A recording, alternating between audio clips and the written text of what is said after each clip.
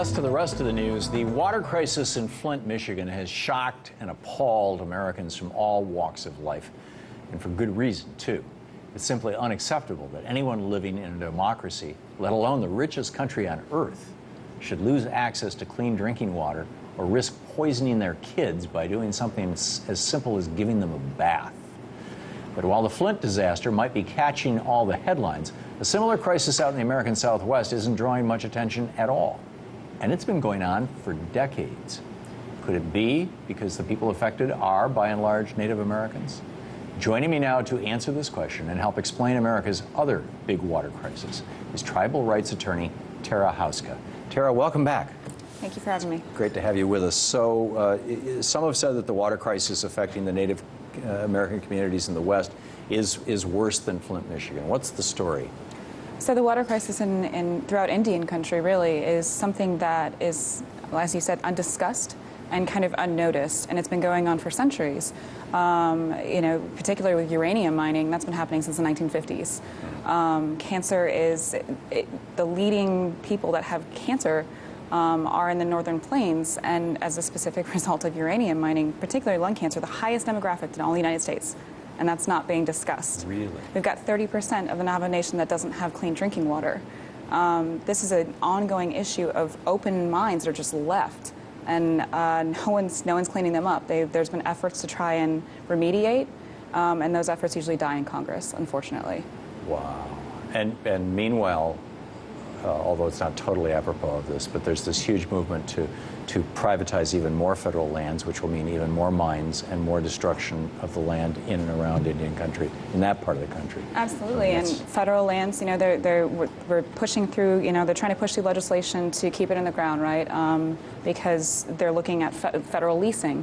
Federal lands are often right next to Native American communities. Right. And so these extraction projects directly impact Native American communities, and no one cares. It's kind of like out of sight, out of mind. Right. And that's kind of an overall theme. So how do we bring it to sight?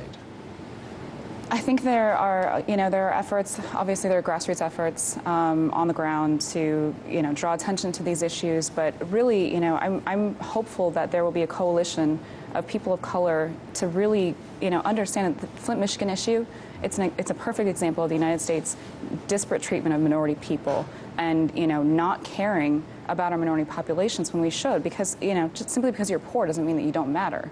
Right. And if we can form those coalitions of people saying, hey, this is going on with these people, but this is also happening in Indian country, and it has been for a really long time.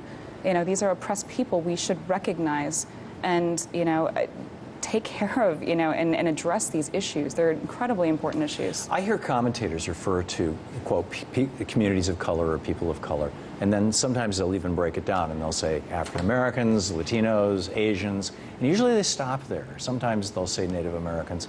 What percentage of the population in the United States is Native American compared to those other, if you know off the top of your head?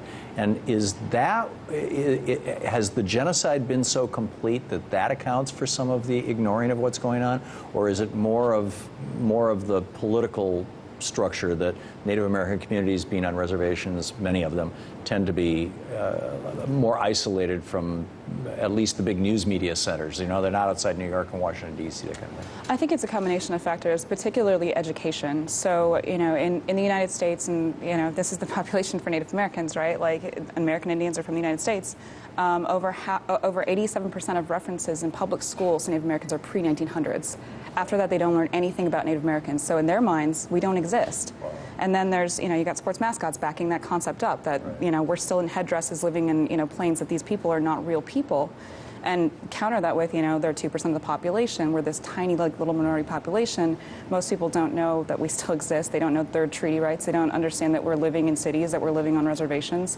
It's a multifaceted issue. Yeah, it really is. As a follow-up, we talked, I think last time you were on here, about Jeff Flake and John McCain basically giving away the Apache Tears, the land, the Oak Flats, I think it's called, in Arizona, that the San Carlos Apaches have been using ceremonially for millennia, for thousands of years. What's the status on that? We've got about 30 seconds left. Yeah, so right now, I mean, Congressman Grijalva introduced legislation to repeal the part that actually gave that sacred site to the mining operation. That's stalled out, so it's sitting there in Congress and nothing's happening, unfortunately. Is it stuck in committee? Nothing's happening. You know, they're not introducing the bill. And the grassroots effort, I mean, this is actually, we're coming up on the year anniversary they've been occupying that site. So at the end of this month, February 26th and 27th, they're going to be doing a march from Old San Carlos, to the site. Thank you for telling me about that. We will publicize the heck out of that. Yeah. Tara, it's great to see you. Thank you so much for coming.